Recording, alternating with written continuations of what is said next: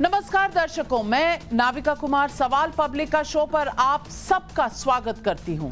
दर्शकों, सबसे पहले मैं आपको आज की 3 बड़ी खबरें बता दूं। आज की पहली बड़ी खबर यह है कि आर्यन की जमानत पर सुनवाई कल दोपहर 2:30 बजे तक के लिए टल गई है। दूसरी बड़ी खबर आज यह है कि समीर वानखेड़े से एनसीबी के 5 अफसर कल मुंबई में पूछताछ करेंगे। ये विजिलेंस इंक्वायरी के तहत पूछताछ होगी। तीसरी बड़ी खबर जिसमें टाइम्स नाउ नवभारत ने एक्सक्लूसिव पेपर एक्सेस किया है और ये एक्सक्लूसिव पेपर पद्मजा जोशी हमारी कंसल्टिंग एडिटर हैं, उन्होंने एक्सेस किया है और ये बड़ी खबर निकाल के लाई हैं जिसमें पाकिस्तान के बड़े प्रपंच का खुलासा होगा। और यही आज रात 8 बजे का पहला टॉपिक हम आपके सामने लेकर आ रहे हैं। आर्यन पर सुनवाई, कल वानखेड़े से पूछताछ और पाकिस्तान का टूल किट, ये हमारी आज की प्रमुख खबरें हैं। टाइम्स नाउ नवभारत ने पाकिस्तान में बेल्जियम एम्बेसी से एक डॉक्यूमेंट एक्सेस किया है।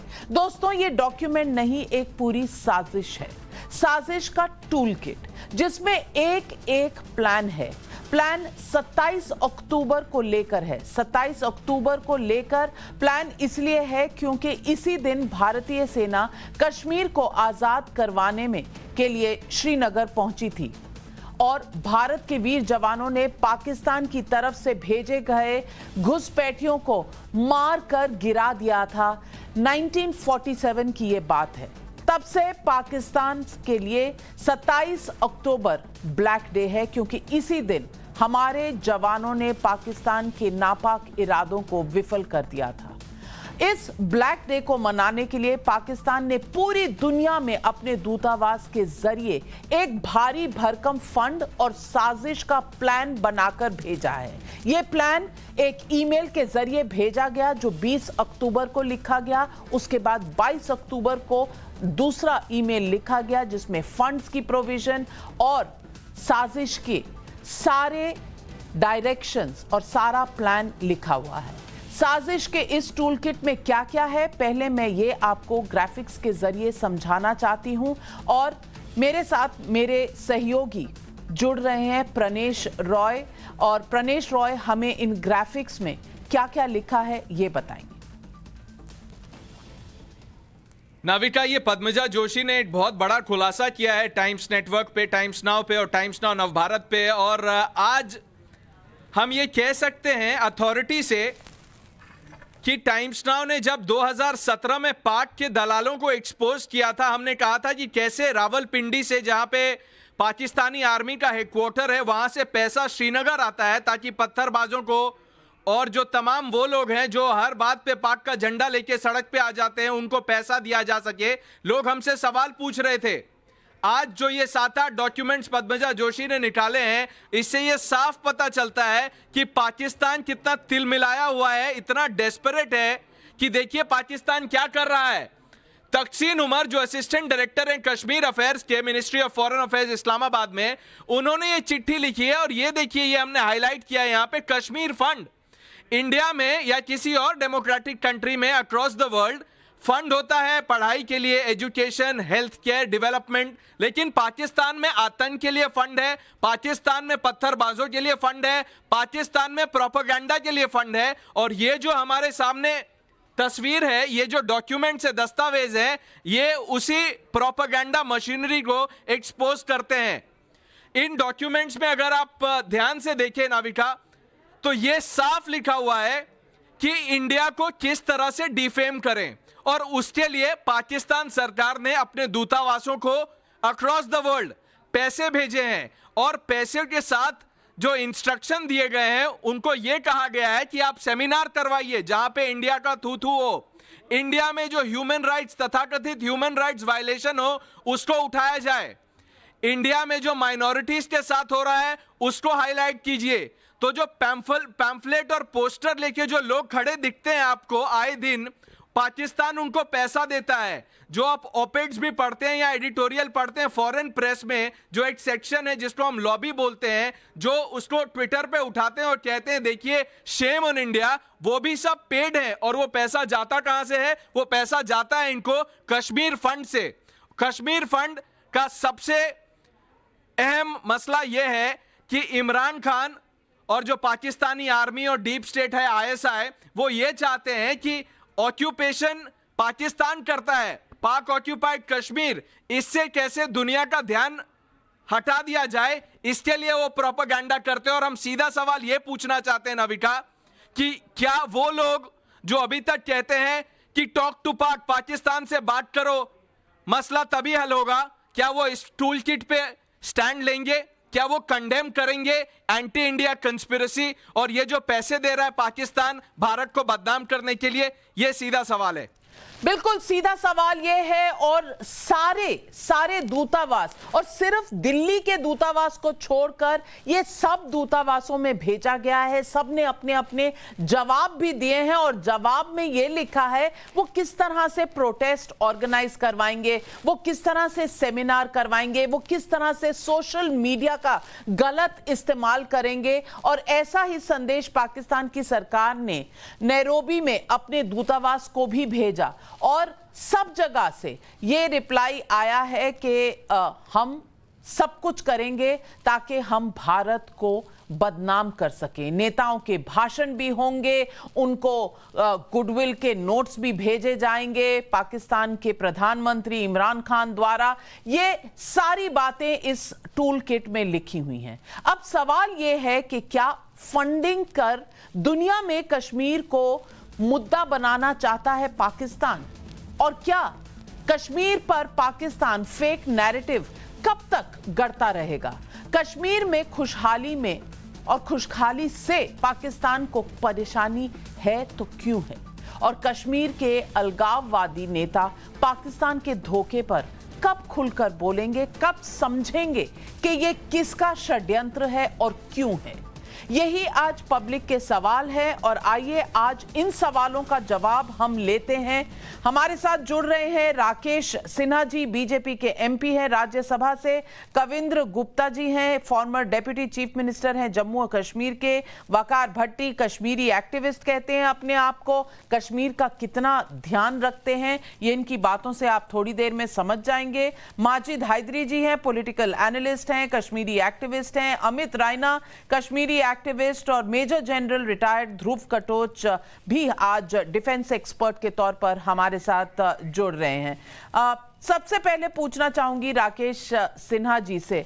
और राकेश सिन्हा जी, ये टूल किट दर्शाता है कि ये किस तरह से एक नैरेटिव हर 27 अक्टूबर को होता है, लेकिन जिस तरह से पाकिस्तान ने ये सारे दूतावासों को चिट्ठियां लिख लिख कर भेजी हैं और ये चिट्ठियां यहां मेरे हाथ में हैं, और किस तरह से सारे दूतावास जवाब दे रहे हैं, हम ये करेंगे, हम यहां प्रोटेस्ट कराएंगे, हम सोशल मीडिया पे भारत के खिलाफ, कश्मीर के खिलाफ गाली गलौज करवाएंगे। ये क्या किसी देश का काम है? उसके लिए क्या ऑफिशियल फंड्स इस्तेमाल होते हैं?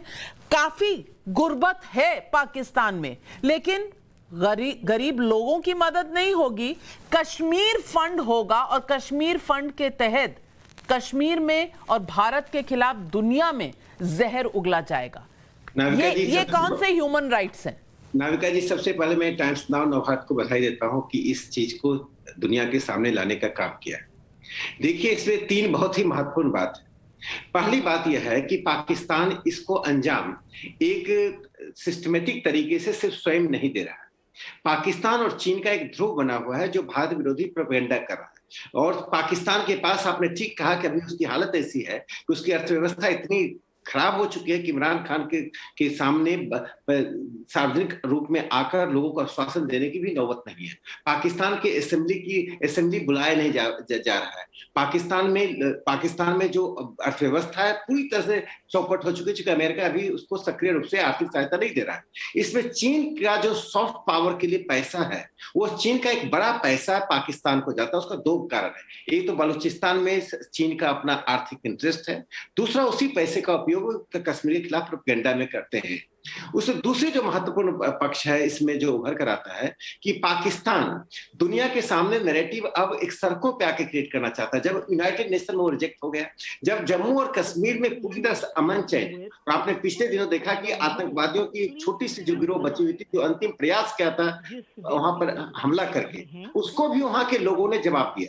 पहले की कश्मीरी का 90 के दशक के कश्मीरियों ने आतंकवाद का जवाब देने में थोड़ी सुरक्षात्मक भाव अपनाया और कश्मीर छोड़ गए। इस बार सभी कश्मीरियों ने उनको जवाब दिया कि हमारी चाहे जान जाए, हमारी चाहे जो भी नौबत आएगी, हम कश्मीर नहीं छोड़ने वाले हैं, इन आतंकवादियों का मुकाबला करें। उसी का परिणाम है कि अब पाकिस्तान लंदन में हो कि नैरोबी में हो, इस तरह के आयोजित आयोजन कर रहा है।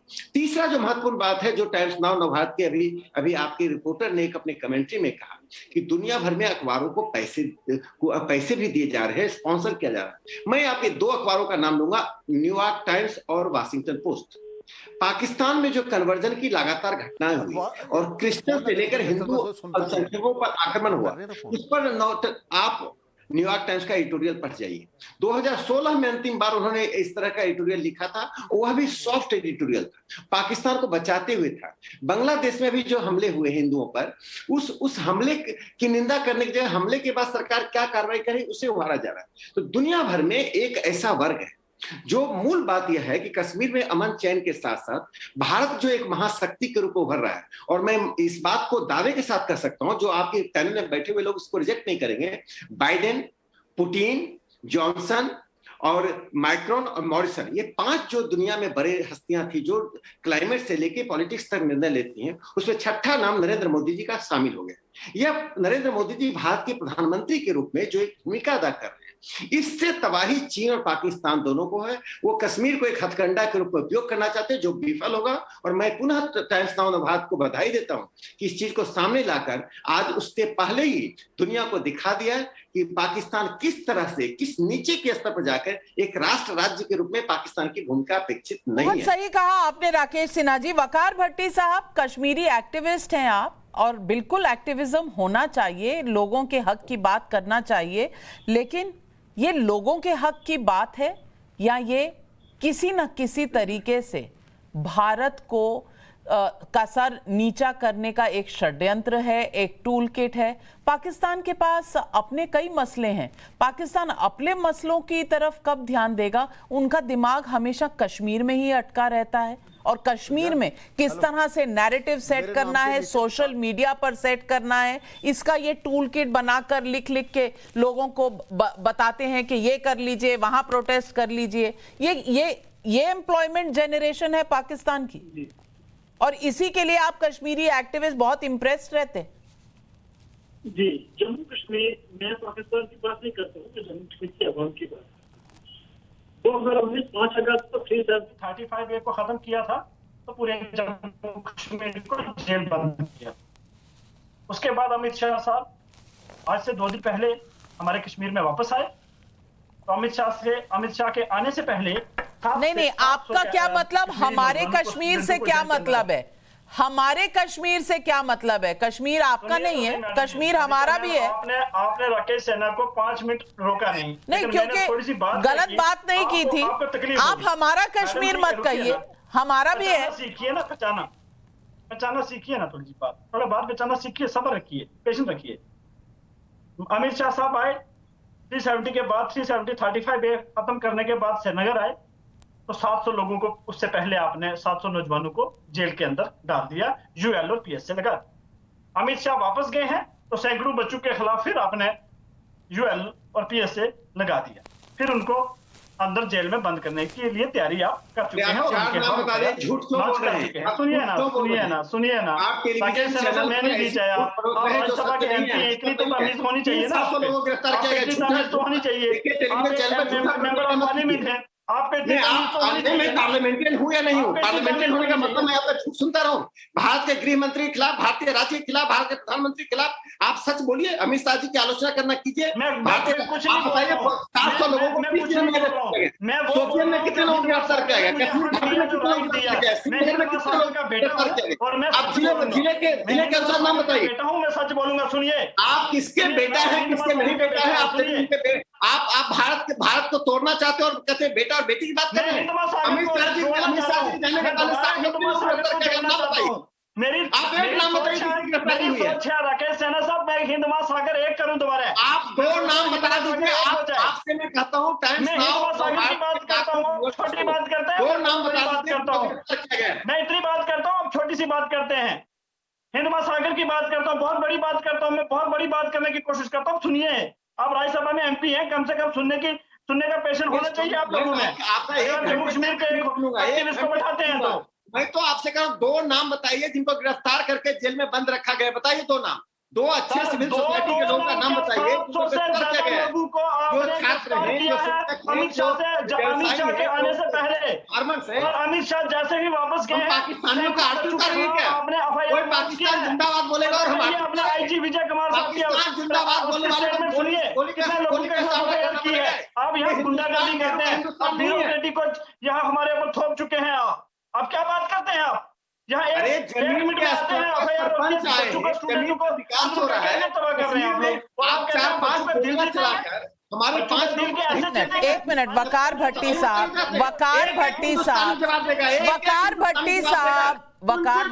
एक मिनट। कविंदर गुप्ता जी, मैं आपसे पूछना चाहती हूं कि पाकिस्तान की अपनी कई प्रॉब्लम्स हैं।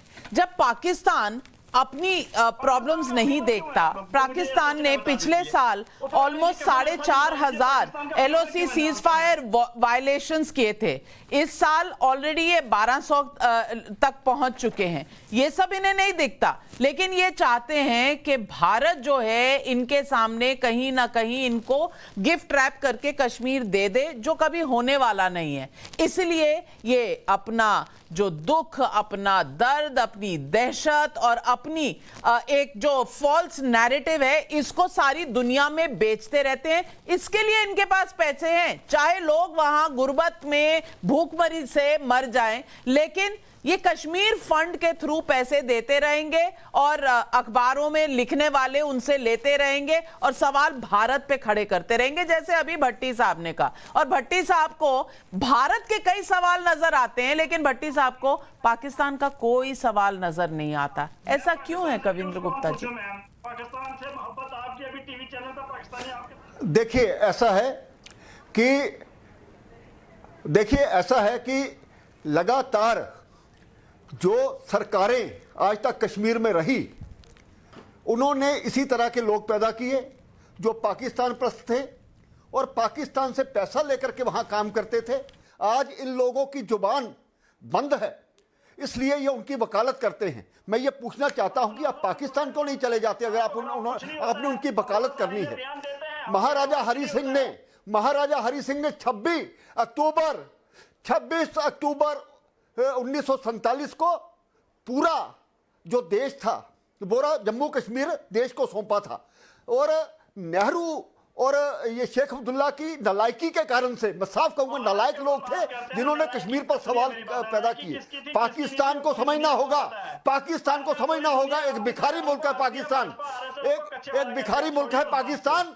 और आज आतंकवाद और ये जो लोगों से, पूरे देशों से पैसे मांगने का काम करता है, वो क्या आज भारत में मजबूत सरकार है, इस प्रकार के लोगों पर लगाम लगाई जाएगी। उसी का परिणाम है, जब से भारतीय जनता पार्टी आई है वहां पर पाकिस्तान के झंडे नहीं चढ़ते। जब से भारतीय जनता पार्टी आगे आई है पत्थरबाजी कम होती है। आज पाकिस्तान को उससे तकलीफ है, और पाकिस्तान पहले ही पूरी दुनिया में आइसोलेट हो चुका है। पाकिस्तान को आज पूरा वर्ल्ड में कोई मुंह लगाकर राजी नहीं है। उसी का परिणाम है पहले 1965 की जंग, 1971 की जंग आपने देख लिया है। हमने बांग्लादेश का हिस्सा जो अलग किया था, अगर पाकिस्तान ने इस प्रकार की कोई कोशिश की भारत के खिलाफ साजिश करने की, वही हालत होगा। गिलगित, ये जो बलोचिस्तान है, सवाल ये है भट्टी साहब, सवाल आपसे मैं ये पूछती हूँ, और भट्टी साहब मैं आपको अनइंटरप्टेड 45 सेकंड का समय दूंगी, और 45 सेकंड में आप भट्टी साहब मुझे ये बता दिए, आप अपने आप को कश्मीरी कहते हैं, लेकिन आप भारतीय हैं कि नहीं? आप भारतीय हैं कि नहीं? पहले हाँ या ना में जवाब दे दें। भारतीय हैं कि नहीं? बंद रहने चाहिए मैम। नहीं, पहले आप इस बात का जवाब दे दें कि आप भारतीय हैं कि नहीं, हिंदुस्तान में रहते हैं कि नहीं। सुनिए नहीं, आप रहते हैं कि नहीं? मैं रियासत जम्मू कश्मीर का नागरिक हूं और हिंद महासागर का बेटा हूं। हिंद महासागर को जानते हैं? मैं पुराने हालात का आदमी हूं, मैं थोड़ी पुरानी बातें करता हूं। नहीं, पुरानी मत करिए। आप 2021 में रह रहे हैं और आपके आसपास जो हो रहा है उस पे बात कर ले। पुरानी बातें तो 1947 में हो चुकी।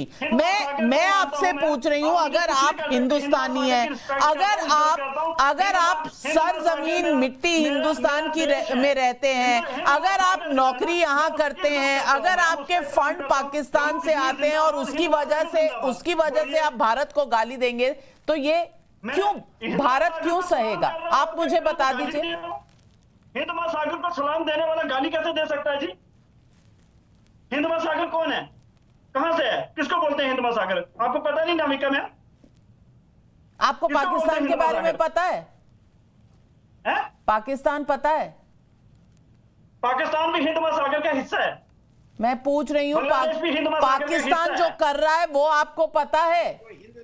मैं तो कहता हूं कि कौन से बदकिस्मत दिन था 1947 में जिस दिन पाकिस्तान अलग हुआ। इंडियन मीडिया को उसके बगैर कोई आता ही नहीं है। सुबह से लेकर शाम तक पाकिस्तान इमरान खान। नहीं तो आपका बस चले तो हम ये भूल जाएं कि ये जो कश्मीर फंड दुनिया में बांटा जा रहा है, एक टूल किट बांटा जा रहा है। अमित रायना जी, भट्टी साहब का कहना है कि 1947 में हमें पाकिस्तान का राग मिला, हम अलापते रहते हैं। ये 22 अक्टूबर 20 अक्टूबर की जो चिट्ठियां लिखी जा रही हैं, इसके बारे में भट्टी साहब की कोई राय नहीं है। आपकी क्या राय है कि ये कश्मीर फंड भारत के खिलाफ जो पाकिस्तान बनाता है, और भट्टी साहब जैसे लोग इसको लेकर नाचते रहते हैं सारा समय, अपने देश को गाली देते हैं, पाकिस्तान की आरती उतारते हैं, इनके बारे में आप क्या कहेंगे? नहीं, देखिए, जो पाकिस्तान का राग की बात कर रहे हैं, ये पाकिस्तान देन भी इन्हीं की कौम की है।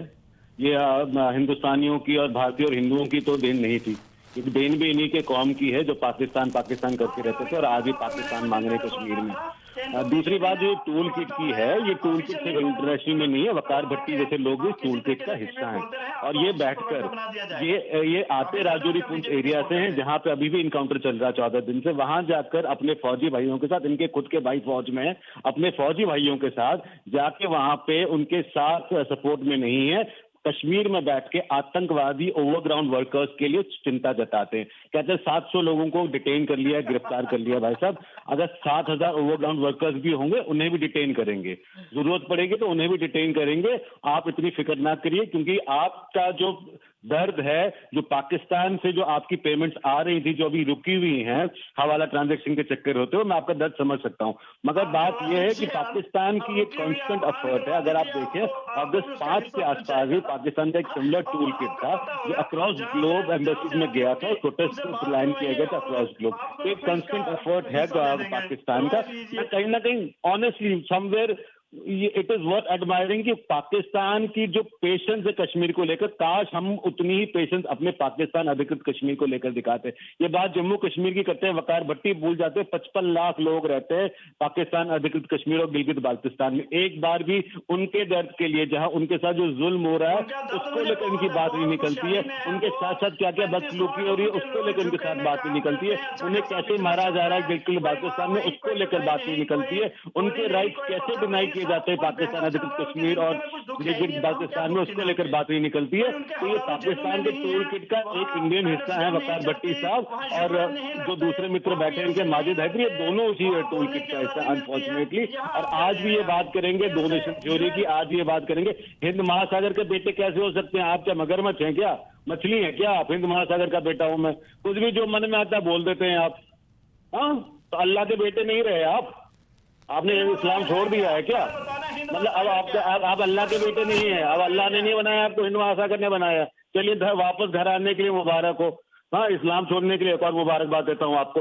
तो ये जो बातें करते रहते हैं इलॉजिकल बेमतलब की, सिर्फ पाकिस्तान के एजेंडा को सर्वाइव करने के लिए, पाकिस्तान के एजेंडा को प्रमोट करने के लिए। इनसे पूछिए आप अपने राजौरी पुंछ में क्यों नहीं बैठते हैं? उनके जो आपके अपने लोग हैं वहां पे जो हिंदुस्तान के साथ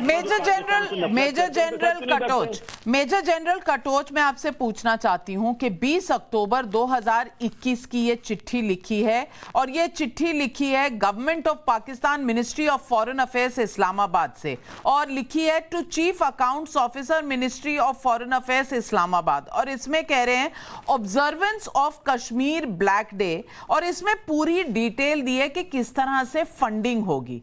जनरल पब्लिक सर्विस बजट में इसका बनाया जाएगा provision, executive and legislative organs के through, financial and physical affairs, external affairs के थ्रू, और इसमें कंट्रीब्यूशन एंड सब्सक्रिप्शन रहेगा, operating expenses for the Kashmir fund, These issues with the approval of the foreign secretary, ऐसा इसमें लिखा गया है। तो फॉरेन सेक्रेटरी देश के अप्रूव करते हैं कि किस तरह ब्लैक डे की फंडिंग होनी चाहिए, और 22 अक्टूबर को दोबारा लिखते हैं चिट्ठी और कहते हैं all missions abroad except New Delhi, और इसमें कह रहे हैं the ministry will be briefing the meeting of the parliamentary committee on Kashmir to be held on the morning of 25 October on the steps taken by Pakistan missions abroad. तो मतलब parliamentary committee को detail में briefing भी देनी है कि हम बाकी मिशन से क्या काम करा रहे हैं भारत के अगेंस्ट। तो पूरा पार्लियामेंट्री प्रोसीजर है, गवर्नमेंट का प्रोसीजर है, और उसमें कहा है कि रिटर्न फैक्ट से हमें बताइए कि आप क्या क्या न्यूसेंस करेंगे दुनिया भर में भारत और कश्मीर के खिलाफ। कटोच साहब, इससे ज्यादा क्या प्रूफ चाहिए हमें कि पाकिस्तान किस तरह उकसाता है, नॉट ओनली भारत के अंदर घुसपैठ और अशांति फैलाने के लिए, पर दुनिया भर के लिए एक टूल किट प्रोवाइड करता है ताकि भारत की बदनामी हो, सोशल मीडिया में हो और बाकी मिशंस के बाहर भी हो। थैंक यू नाविका जी। नाविका जी, ये जो पाकिस्तान कर रहा है ये कोई नई बात नहीं है, और इस प्रकार से इनकी कार्रवाई जो है फॉरेन मिशंस में ये कई सालों से चलती आ रही है। अभी तो खैर सोशल मीडिया आ गया है और उसके जरिए से इसको आगे बढ़ाने चाहते हैं। ब्लैक डे की अगर बात करें तो मैं ये कहना चाहता हूं कि जब ये पाकिस्तान की सेना और उनके रेडर्स आए थे तो कश्मीर की बेटियों का बलात्कार उन सेना ने किया था, और वो वैसे असली ब्लैक डे तो वो है जिस प्रकार से उन्होंने हरकत बांग्लादेश में की, लाखों के 10-10, 20-20 लाख औरतों का बलात्कार किया पाकिस्तान की सेना ने, उसी प्रकार का कश्मीरी बेटियों का बलात्कार भी उन्होंने किया। और अगर भारत सेना नहीं आती तो ये जो इधर बात कर रहे हैं ये इधर नहीं होते, ये भी जाके इनकी माँ बेटियां तो खत्म हो जाती उसी समय पर। ये तो एक बात है। दूसरा, जहां तक प्रोपेगेंडा की बात है, आपको मैं बाद में सुन लूंगा, सुनिए। जहां तक प्रोपेगेंडा की बात है मैं कुछ बातें कहना चाहता हूँ।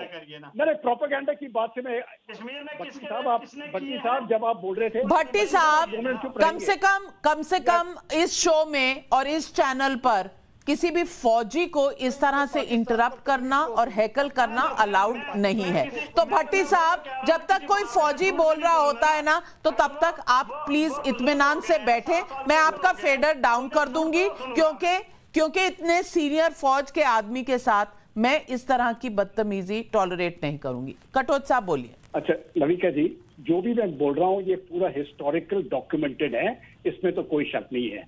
अभी कुछ सवाल आते हैं, अब बार बार ये बोलते रहते हैं कि अत्याचार हो रहे हैं कश्मीरियों से, कश्मीरी मुसलमान से। पिछले 30 साल में किसी भी गांव से कश्मीर में एक भी नाम बता दीजिए मुस्लिम जो अपना घर छोड़ के चला गया है क्योंकि उसके साथ बदतमीजी हो रही थी या टेररिज्म हो रहा था। लेकिन 5 लाख हिंदू तो इन्हीं लोगों ने वहां से निकाल दिए जो ओरिजिनल इनहैबिटेंट्स थे।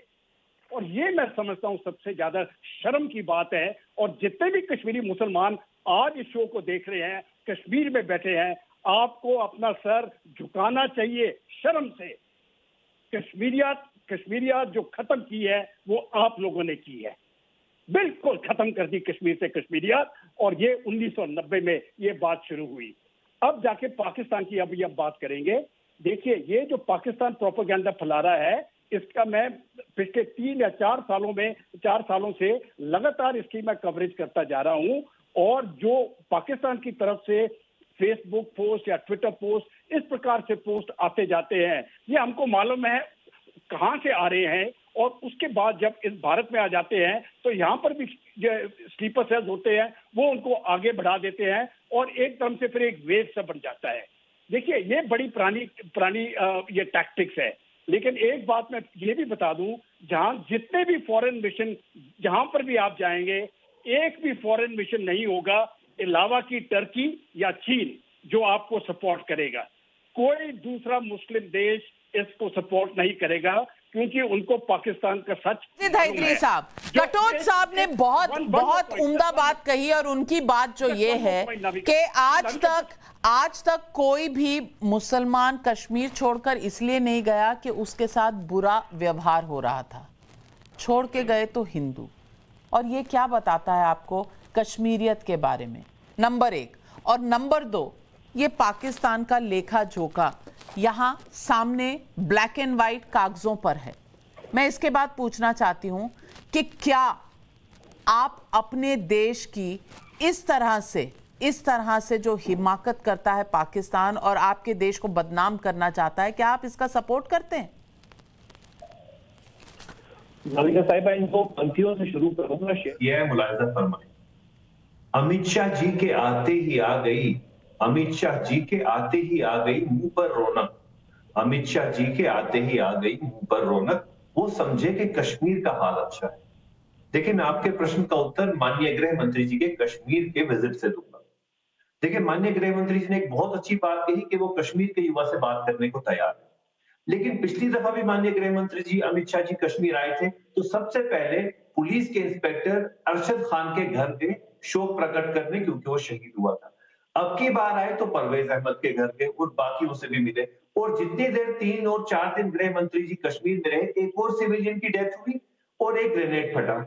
तो कुल मिलाकर के बात यह है कि कश्मीर में हर दिन मातम होता है, वो पहले भी होता था, आज भी होता है। इसलिए कोई पाकिस्तान या कोई चाइना यहाँ ब्लैक डे मनवाने को कहे, वो हार्डली मैटर करता है, क्योंकि कश्मीर हर रोज, हर पल, हर लम्हा मातम मनाता है। कहीं ना कहीं किसी का बच्चा मरता है जिसपे मातम होता है। तो यहाँ कोई ब्लैक डे की तो जरूरत ही नहीं है। प्रश्न केवल ये है कि हमारी सरकार ने ऐसा क्या किया कि ये शोक सभा बंद होती। कब कोई कश्मीर पर ऐसी डिबेट होगी जब हम तरक्की, खुशहाली की बात करेंगे, हम बहस करेंगे इनसे, अमित रैना जी से, कि कश्मीर में खुशहाली कितनी है। हम जब भी मिलते हैं, शोक सभा में मिलते हैं, मातम मनाने के मिलते हैं, मुझे बताइए खुशी की क्या बात कर पाई है सरकार कश्मीर के लिए? एक चीज बता दें, इनके जितने हमारे पैनलिस्ट, एक चीज बता दें कि कश्मीर में खुशी की बात क्या हुई। पिछली दफा भी मातम मनाया, अमित शाह जी आए तो सबसे पहले शोक सभा। माजिद हैदरी जी, आपको लगा कि उनके आने से आ गई कश्मीर पर रौनक, वो तो आपको लफ्ज याद है, पर आपको शायद ये याद नहीं कि 20,000 नौकरियां दी जब वो वहां पर थे, 50,000 का निवेश आ रहा है कश्मीर में, 50,000 करोड़ रुपए का, अस्पताल खुल रहे हैं वहां, फैक्ट्रीज खुल रही हैं, लॉजिस्टिक पार्क खुल रहे हैं, टूरिज्म का बढ़ावा है। और मैं आज शाम को ही कश्मीर से लौटी हूँ, इत्तेफाक की बात है कि आज शाम को ही कश्मीर से लौटी हूँ, और जितने लोगों को मैं वहां मिली, कम से कम वो भी बहुत खुश थे, और जो टूरिस्ट आए थे उन्हें कोई डर नहीं था, क्योंकि आप लोग माहौल ऐसा बनाना चाहते हैं कि यहां तो रोज मातम होता है, यहां तो ये हो गया, वो हो गया। मुझे एक चीज बताइए कि ये मातम पहले नहीं हुआ करते थे, ये कौन करता था? बुरहान वानी के मरने पर जो टेररिस्ट था, किसने ज्यादा मातम मनाया? मैं पूछना चाहती हूं आज राकेश सिन्हा जी, ये एक साइड की स्टोरी क्यों सुनाते हैं ये लोग? दूसरी साइड की स्टोरी जो 1990 की स्टोरी है, जो कटोच साहब ने जिसके बारे में कहा, वो कहानी इन्हें कभी नहीं याद आती। इन्हें याद आते हैं तो अपने जख्म, वो जख्म याद नहीं आते जो ये दूसरे को देते हैं। देश के संसद के लगभग 250 से 300 मेंबर ऑफ पार्लियामेंट पिछले 3 महीने में कश्मीर गए, विभिन्न स्टैंडिंग कमेटी की मीटिंग के लिए गए, और जब हम गए तो किसी को कोई सिक्योरिटी की जरूरत नहीं थी, जो जहां चाहा वहां गया। और जब हम लोगों से मिले तो तीन बातें उभर कर आई। पहली बात कि एक तो ग्राम पंचायत इतना मजबूत हुआ है, जो न्यू लीडरशिप इमर्ज की है। परंपरागत जो नेता थे, जो पाकिस्तान सेंट्रिक थे, पाकिस्तान को एक मोहरा बनाकर अपना पेट पालते थे, बाहर से पैसा लेते थे, राजनीति करते थे, उनकी दुकानें बंद हो गई। मैं नाम नहीं लूंगा, दिखाई पड़ रहा है। वे मीडिया, कुछ मीडिया हाउस के लिए उपयोगी हैं, वास्तव में कश्मीर की जनता उनको खारिज कर चुकी है। दूसरा, ये कहते मातम मना रहे। आप ये बता दीजिए, कश्मीर में जिस प्रकार से हमारी सेना शहीद होती थी, लगातार होती थी। देखिए, टिकमिट कोई कायरतापूर्ण व्यवहार करके कहीं पर भी कोई आतंक फैला सकता है। अमेरिका में भी लोग चुनाव के दौरान व्हाइट हाउस घुस गए। ऐसे अनर्गल घटनाएं, कायरतापूर्ण घटना की मैं चर्चा नहीं करना चाहता हूं, उसका हम सामना कर रहे हैं। तीसरी जो महत्वपूर्ण बात है, जो आप नाविका जी ने आपने कहा, कश्मीर में जो इन्वेस्टमेंट हो रहा है, जिसका आम लोगों पर प्रभाव पड़ रहा है, जो विकास का काम हो रहा है, इसके कारण प्रभाव क्या पाकिस्तान पर है? पाकिस्तान मैं एक मिनट में बात समाप्त कर रहा हूँ। मातम में मिले वो लोग, एक मिनट में बात समाप्त। आप मातम मनाइए, आप मातम मनाइए, और आपको मातम मनाते रहना हम देखना चाहते हैं। आप मातम ही मनाइए, आप मातम ही मनाइए। मैं एक बात सुन लीजिए, पाकिस्तान ऑक्युपाइड कश्मीर जो कि हमारा है, जो हम लेने के लिए संकल्प है, उस पाकिस्तान ऑक्युपाइड कश्मीर में जो वायलेशन हो रहा है ह्यूमन राइट का, पाकिस्तान के ही एक्टिविस्ट को मैं कोट करूं, आरिफ अजंकिया। आरिफ अजंकिया ने अभी हाल में ही नाविका जी कहा कि पाकिस्तान ऑक्युपाइड कश्मीर में वहां की सेना, वहां के लोगों को, वहां की महिलाओं के साथ जो व्यवहार हो रहा है, वहां आर्थिक रूप से जो विपन्नता है, कश्मीर, पाकिस्तान ऑक्युपाइड कश्मीर में कश्मीर की खुशहाली की जो समाचार जा रहा है, उससे पाकिस्तान आतंकित है। उसे लगता है आंतरिक विद्रोह होगा। वहां शिया, सुन्नी के अतिरिक्त जो है, शिया को, अहमदिया को, हाजरा को, बालोच को, सब लोगों को अत्याचार हो रहा है। इसके कारण से पाकिस्तान ऑक्युपाइड कश्मीर। माजिद हैदरी जी, आपको पता है कि स्पिरिट ऑफ कश्मीर, यानी कि कश्मीरियत का एक वहां पर आइकॉनिक वीक चल रहा है, आपको पता होगा। और इसके दौरान मैं वहां थी और वहां पर एक इन्वेस्टमेंट का कॉन्क्लेव किया, और बड़े लोग, बड़े निवेशक आकर कश्मीर में निवेश करना चाहते हैं, ऐसा सब वहां मंच से बोल रहे थे। सब मंच पे थे और मंच से बोल रहे थे कि किस तरह उनको कश्मीर में आना है। ये बात तो ना पाकिस्तान को पसंद आई होगी, और आप जैसे लोग जो इस बात का भी विरोध करते हैं, मैं समझती हूं कि आपकी जो सोच है वो पाकिस्तान के करीब है या भारत और कश्मीर के करीब है? किस तरफ है आप? मैडम, ये जो फेस्टिवल चल रहा है ना, इस फेस्टिवल में मुझे वो वीरेंद्र पासवान गोलगप्पे वाला याद पड़ता है, जिसकी शव वापस भेजने के लिए बिहार, जम्मू कश्मीर की सरकार के पास कोई पैसा नहीं था, लेकिन आज यहाँ पे ये शो बनाने के लिए पैसा है।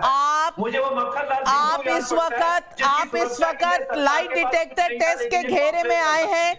आप इस वक्त लाइट डिटेक्टर टेस्ट के घेरे में आए हैं। माजिद हैदरी, देश को गुमराह मत कीजिए। पूरी सहायता दी थी जम्मू कश्मीर की सरकार ने, इस बात के सबूत हैं, लेकिन कोई अगर देख कर भी अनदेखा कर दे, कोई अगर जान कर भी अनजान बन जाए, तो इसका कोई इलाज कहीं पर नहीं है। जम्मू कश्मीर की सरकार ने हर वो मदद दी, लेकिन आप जैसे लोग हैं जो मातम बनाने से हटते नहीं हैं। और कविंदर गुप्ता जी, मैं आपसे पूछना चाहती हूं, वहां की सरकार ने मदद की कि नहीं की उन लोगों की जिनके पास घर शव को भेजने के लिए पैसे नहीं थे? आप फैक्ट पर जवाब दी। वीरेंद्र पासवान को कश्मीरियों ने इधर शमशान घाट में उसकी चिता को अग्नि दी। ये झूठ बात है, जम्मू कश्मीर की सरकार झूठ बोल रही है।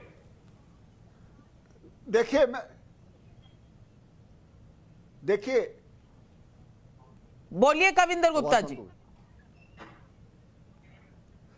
मैं बताना चाहता हूं, नंबर एक तो ये जिस प्रकार से पाकिस्तान की वकालत कर रहे हैं, ये उससे साफ जाहिर होता है कि मैं दो बातें करूंगा। एक, बांग्लादेश में जिस प्रकार से बलात्कारों के 1971 की लड़ाई में किया गया, उसी के कारण से बांग्लादेश बना। आज ये उनकी वकालत करने में जा रहे हैं। और मैं ये भी बताता हूं हमारी सेना का क्या था 2014 में जब यहाँ पर सैलाब आया, तो किस प्रकार से हमारी सेना ने कश्मीर को बचाया है, ये लोग अच्छी तरह से जानते हैं। जहां तक इन्वेस्टमेंट का सवाल है, जहां तक जम्मू कश्मीर की बेहतरी का सवाल है, इन लोगों ने इन लोगों ने वहां पर आतंकवाद छेड़ करके HMT की फैक्ट्री बंद करवा दी। आज जिन लोगों की दुकानें चलती थी, आज जिन लोगों की राजनीतिक दुकानें चलती थी, 3 परिवार जो वहां पर लगातार ये सत्ता में काबिज रहे, उनकी हालत ये कर दी है कि उनको जवाब देना मुश्किल हो गया है। आज लोग वो वहां पर प्रोग्रेस चाहते हैं, वहां पर मेडिकल कॉलेजेस खुले हैं, वहां पर एम्स खुला है, वहां पर रिंग रोड बन रही है, वहां पर जोजिला टनल बन रही है। मैं पूछना चाहता हूं कि कारगिल का जो मुसलमान था वो आपसे तंग क्यों था? ले का मुसलमान आपसे तंग क्यों था? कारण उन्होंने पिक एंड चूज, ओनली वो जो सत्ता में रहे पाकिस्तान के इशारे पर, पाकिस्तान के इशारे पर काम करते रहे और इन्होंने नेशनलिज्म का पाठ नहीं पढ़ाया। आज वहां का नौजवान शांति चाहता है। कल ही अमित शाह जी ने कहा है बात पाकिस्तान के साथ नहीं होगी, बात होगी तो कश्मीर के लोगों को, कश्मीर के नौजवानों के साथ होगी। पाकिस्तान की वो हालत, पाकिस्तान देखिए हमारा संबंध पाकिस्तान के साथ यही है कि जो पाकिस्तान कश्मीर पाकिस्तान के पास है उसको किस प्रकार से लेना है, ये भारत की संसद ने पास किया है। और मैं इस वक्त लाइव डिटेक्टर टेस्ट में आप फेल हो गए माजिद हैदरी जी। जम्मू कश्मीर की सरकार ने पासवान के परिवार को पूरा सरकारी सपोर्ट दिया था। उनके फैमिली मेंबर्स ने श्रीनगर में उन्हें क्रीमेट करने की डिसीजन ली, लेकिन पूरी मदद सरकार की दी गई थी गोलगप्पे वाले पासवान जी और उनकी सरकार को। आपके मानने या ना मानने से कुछ नहीं है, डॉक्यूमेंटेड है। और ये टाइम्स नाउ या टाइम्स ऑफ इंडिया का नहीं है, ये बिहार के अखबार का यहां पर पूरा डिटेल्ड रिपोर्ट है। आप अपने फैक्ट्स चेक कर लीजिए। आप लाइट डिटेक्टर टेस्ट में फेल हुए हैं। भट्टी साहब हाथ उठा रहे हैं। भट्टी साहब, मैं आपसे पूछना चाहती हूं, किसी की भी मौत हुई, किसी की भी मौत हुई और एक आदमी भी अगर मरा तो शायद एक भारतीय ज्यादा है। It is beyond acceptable. Yes, हम मानते हैं इस बात को, लेकिन मैं आपसे यह भी पूछना चाहती हूं कि कश्मीर के हालात बदलने के लिए क्या उन लोगों की जरूरत है जो हर वक्त मातम मनाते रहें, या उन लोगों की जरूरत है जो प्रॉब्लम्स के हल ढूंढे और साथ में काम करें लोगों के? मैं अभी मैं सुन रहा था कुछ देर पहले, राकेश सिन्हा साहब ने बोला कि जितने भी सांसद या मंत्री कश्मीर में जा रहे हैं, खुले आम लोगों के बीच जा रहे हैं, घूम रहे हैं, कोई सिक्योरिटी की जरूरत नहीं है। ऊपर वाले की कसम, खुदा की कसम, मैंने जब ये इनकी स्टेटमेंट सुनी तो मैंने अल्लाह से दुआ की कि इतना बड़ा झूठ अगर इन्होंने बोला, अल्लाह तो या मुझे उठा दे या इनको उठा दे। जब इनके MP जाते हैं, जब इनके मिनिस्टर जाते हैं, तो वो रोडों के ऊपर सिविलियंस गाड़ी चलती ही नहीं, उस एरिया में ही नहीं इंसान जा सकता। मैं श्रीनगर रह रहा हूं, मुझे पता है कि तकरीबन 2-2, 3-3 किलोमीटर जहां इनके मंत्री घूमते हैं, जहां इनके सांसद घूमते हैं, वहां हमें परिंदे को नहीं जाने देते, और इतना बड़ा झूठ बोलते हैं। जिगर चाहिए। अमित शाह जी गृह मंत्री हैं, उन्होंने पब्लिक रैली की है कश्मीर में, बुलेट प्रूफ प्रोटेक्शन हटा दी और सारे दुनिया को, सारे लोगों को वहां पर एड्रेस किया। और माजिद हैदरी साहब, मैं आपको बताना चाहती हूं कि डिस्ट्रिक्ट एडमिनिस्ट्रेशन श्रीनगर ने 1.5 लाख, 1.25 लाख का जो रकम है वो पासवान के परिवार को दी। Mohammad Ejaz Asad, deputy commissioner of Srinagar, handed over cheques of 1 lakh to the family under SDRF and 25,000 रुपए under Red Cross fund to the deceased wife Putul Devi. आप जानते हैं, ये सरकारी आंकड़े ना सुनाइए मैडम। मैं एक गरीब गोलगप्पे वाले की बात कर रहा हूँ, अपने गरीब भाई। सरकारी आंकड़े आप सुनेंगे नहीं, फैक्ट से आपका कोई लेना देना नहीं है। आप कहते हैं उस जगह आप आ जा नहीं सकते। राकेश सिन्हा जी, बुलेट प्रूफ अपना प्रोटेक्शन हटाकर जब गृह मंत्री वहां से बात कर सकते हैं, वो जाकर बंकर देख सकते हैं फॉरवर्ड पोस्ट पर, वो जाकर पुलवामा में जवानों के साथ रात बिता सकते हैं, तो ये सब इन लोगों को दिखता क्यों नहीं? दिखता नहीं या देखना नहीं चाहते? दिखता नहीं या देखना नहीं चाहते? देखिए, मैंने जो कहा वो उन्होंने जिस प्रकार से उसकी व्याख्या की, मैंने कहा 300 से अधिक पार्लियामेंटियंस गए और मैं भी उसमें शामिल था। और देखिए, जो एक पार्लियामेंटेरियन को, चाहे मैं बिहार जाऊं कि उत्तर प्रदेश जाऊं कि अभी मैं मुंबई आया हूं, यहाँ तो कोई आतंकवादी नहीं है, लेकिन एक पार्लियामेंटेरियन को जो एक पीएसओ मिलता है, उस पीएसओ को यदि आप सिक्योरिटी कहेंगे तो हम सबके साथ, हम सभी पार्लियामेंटेरियन लाल चौक पर जो गए, कभी सीआरपीएफ कैंप जा रहे हैं, कहीं जा रहे हैं, ऐसा लगा कि हम नॉर्मलसी के साथ जी रहे हैं। और जिन लोगों से हमने बातें की वे आम लोग हैं। यदि आम लोगों ने कहा कि वो ऑर्गेनिक फार्मिंग करना चाहते हैं, सेब का व्यापार करना चाहते हैं और ये लाभ मिल रहा है, और इतने ब्लॉक डेवलपमेंट काउंसिल के जो 326 ब्लॉक डेवलपमेंट काउंसिल है जिसका चुनाव आज तक नहीं हुआ, क्या वो जीतने के लिए असम के लोग आए, तमिलनाडु के लोग आए या सिक्किम के लोग आए थे? वो तो कश्मीरी ही है ना जो ब्लॉक डेवलपमेंट में जीते हैं, जो पंचायत का चुनाव जीत कर आए हैं और जो सरपंच को सीधा पैसा मिल रहा है। लेकिन ये सब उनको नहीं दिखता जो पाकिस्तान का नैरेटिव चलाना चाहते हैं, जिनके दिमाग के अंदर, दिल के अंदर, रूह के अंदर ये टूल किट बस चुका है। सवाल सिर्फ ये है, और दर्शकों सवाल ये हम इसलिए पूछते हैं कि अब 75 साल हो गए। 75 साल अगर कोई जख्मों को कहे कि वो रिस रहे हैं, तो मैं सवाल ये पूछना चाहती हूं कि इन जख्मों को रोज कुरेदने का काम करता कौन है? जो अपने आप को कश्मीरी एक्टिविस्ट कहते हैं, वो लोगों को आश्वासन दें, लोगों को पॉजिटिव डायरेक्शन दें, एम्प्लॉयमेंट की बात करें, एजुकेशन की बात करें, या हर वक्त पाकिस्तान के पढ़ाए हुए पाठ उन्हें याद कराते रहें? कैसे बनेगा नया कश्मीर अगर ये पाठ कश्मीर के अंदर पाकिस्तान के समर्थक लोगों को पढ़ाते रहेंगे? हमें दुश्मन जो बाहर है वो तो नजर आता है, लेकिन कुछ दुश्मन अंदर से खोखला क्यों कर रहे हैं कश्मीर को? ये सवाल सोचने की और बहुत गहरे तरीके से इस पर विचार करने की हम सबको जरूरत है। बस आपसे इजाजत लेती हूं इस स्टोरी पर। छोटा सा ब्रेक के बाद आपको बताती हूं कि आज आर्यन केस में क्या हुआ, कैसे हुआ और वकीलों ने क्या दलीलें दी। जाइएगा मत, लौट कर आती हूं 2 मिनट के बाद।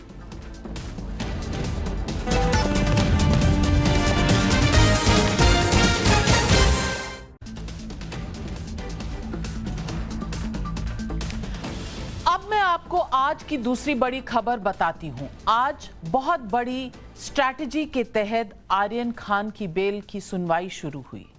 रायन करांजावाला एंड कंपनी ने पूर्व अटॉर्नी जनरल मुकुल रोहतगी को मैदान में उतारा और मुकुल रोहतगी ने आज इस बहस में हिस्सा लिया मुंबई के हाई कोर्ट में।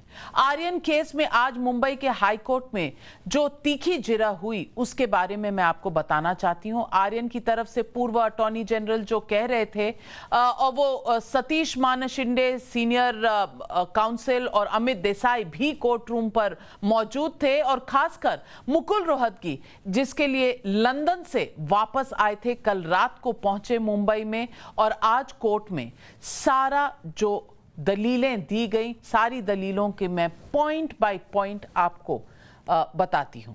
आर्यन की जमानत के लिए कोर्ट में पहली दलील ये दी गई, जो मुकुल रोहतगी साहब ने कही, मेरे क्लाइंट के पास कोई भी ड्रग्स ना बरामद हुआ, ना उसने कंज्यूम किया, फिर भी वो 20 दिन से ऊपर से गिरफ्तार है। और उन्होंने ये भी कहा कि ड्रग्स कंजम्पशन के लिए कोई टेस्ट भी नहीं हुआ आर्यन खान के ऊपर। दूसरी बात जो उन्होंने कही, आर्यन और अरबाज जो आर्यन के दोस्त हैं, वो क्रूज में चढ़ने से पहले ही गिरफ्तार हो चुके थे, तो पार्टी कहां और पार्टी में ड्रग्स कहां? तीसरी बात, क्रूज में प्रतीक गाबा की पार्टी थी, आर्यन गेस्ट के तौर पर वहां गया था। चौथी बात उन्होंने जो कही, आरोपी अरबाज के जूते से मिले ड्रग्स से आर्यन का कोई लेना देना है ही नहीं। अरबाज पर आर्यन का कोई कंट्रोल नहीं है क्योंकि अरबाज एक एडल्ट है, इसलिए इसमें कोई कॉन्स्पिरेसी नहीं है, ऐसा मुकुल रोहतगी ने जज सामरे को बताया। छठे पॉइंट पर मुकुल रोहतगी ने कहा, जिस व्हाट्सएप चैट्स का हवाला दिया गया है नारकोटिक्स कंट्रोल ब्यूरो द्वारा, उनमें कहीं क्रूज पार्टी का जिक्र नहीं है। ये पुराने चैट जो हैं ये 2018 और 2019 के चैट हैं। सातवें पॉइंट पर उन्होंने कहा, पंचनामे में मोबाइल जो आर्यन का मोबाइल जब्त किया उसकी कोई भी बात नोट नहीं की है पंचनामे में। और मुकुल रोहतगी ने आठवें पॉइंट पर कहा कि ड्रग ट्रैफिकिंग के लिए आर्यन ने कोई पैसा नहीं दिया, किसी रैकेट में वो शामिल नहीं है। आर्यन पर लगी धारा 27A और 37 पूरी तरह से गलत है, इसलिए कि इसमें कहीं भी कोई कॉन्स्पिरेसी, कहीं पर उसका एविडेंस नहीं है। 10वीं पॉइंट पर जो उन्होंने कहा, जो धाराएं बचती हैं 8C, 20B और 27 में ज्यादा से ज्यादा 1 साल की सजा हो सकती है और सुधार गृह यानी कि रिहैबिलिटेशन सेंटर में अगर आर्यन खान खुद चले जाएं तो 1 साल की सजा भी नहीं काटनी पड़ेगी, ऐसा कानून बताता है। मुकुल रोहतगी ने और भी कहा, हमारे मुवक्किल का प्रभाकर सेल या केपी गोसावी मामले से कोई संबंध नहीं है। मुकुल रोहतगी ने आर्यन को बिल्कुल पॉलिटिकल जो धुआंधार बल्लेबाजी हो रही है दोनों तरफ से, उससे अलग किया और कहा, मैं आर्यन के वकील के तौर पर एनसीबी के किसी अफसर पर आरोप नहीं लगा रहा। यह पूरा केस आर्यन के पेरेंट्स, माता पिता, क्योंकि उनके पिता शाहरुख खान हैं, सेलिब्रिटी हैं, बहुत बड़े एक्टर हैं और किंग खान कहा जाता है उनको, उनकी वजह से इतना महत्वपूर्ण बना हुआ है ये पूरा केस। मुकुल रोहतगी की दलीलों के बाद अमित देसाई ने भी कुछ दलीलें पेश की। नारकोटिक्स कंट्रोल ब्यूरो की तरफ से कल सुनवाई 2:30 बजे जब शुरू होगी तो जवाब आएंगे। उसके बाद बेल के मामले में क्या होगा ये कल बॉम्बे हाई कोर्ट से ही पता चलेगा। तो ये थी आज आर्यन खान केस पर पूरी सुनवाई। अब मैं आपको टाइम्स नाउ नवभारत पर खबर दिखाने का क्या इंपैक्ट होता है वो बताना चाहती हूं। मध्य प्रदेश में एक विधायक जी के बेटे पर रेप का आरोप था। विधायक जी कांग्रेस पार्टी के थे और बेटा फरार था 6 महीने से। बड़े बड़े कांग्रेस के नेताओं का नाम पीड़िता ने लिया कि ये नेता एक दूसरे के साथ सांठगांठ बनाकर आरोपी को बचा रहे हैं। आरोप ये लगाया गया कि पीड़िता को न्याय दिलाने के बदले आरोपी को बचाने की पैरवी हो रही है। आपका चैनल टाइम्स नाउ नवभारत पीड़िता लड़की के साथ न्याय के लिए सामने आया। हमने लगातार इस स्टोरी को फॉलो किया और पिछले 20 दिनों में हमने प्रियंका गांधी वाड्रा तक से सवाल पूछा। एक्शन क्या है वो आज आपको बताना चाहती हूं। आज करण मोरवाल अरेस्ट हुआ और ये स्टोरी आपके सामने पेश कर दी। पुलिस थाने में बैठा करण मोरवाल, तस्वीरें ध्यान से देखिए।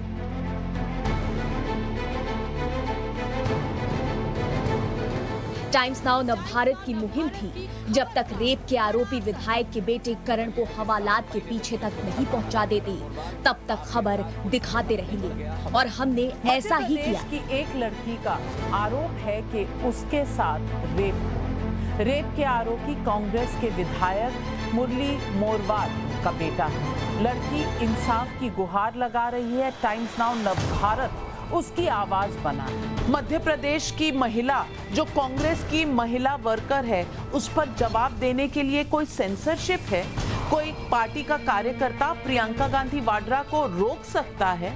दर्शकों, टाइम्स नाउ नवभारत की टीम पिछले हफ्ते भर से मध्य प्रदेश की इस स्टोरी को फॉलो कर रही है। टाइम्स नाउ नवभारत की खबर का बड़ा असर। खबर यह है कि 7 महीने से पुलिस को छका रहा करण मोरवाल आखिरकार पुलिस के हत्थे छोड़ गया।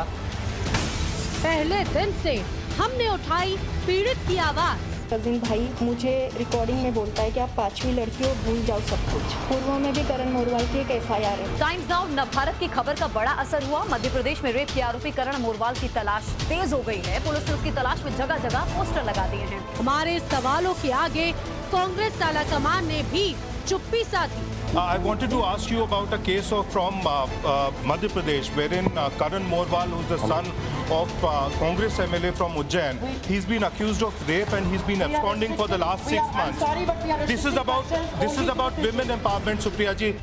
लेकिन हम डटे रहे और बदलाव होने तक नहीं रुके। बड़ा असर टाइम्स नाउ भारत का ये हुआ है कि जो इनाम की राशि थी 5,000 वो बढ़ाकर 15,000 कर दी गई है। टाइम्स नाउ भारत की खबर जरूर करती है बड़ा असर।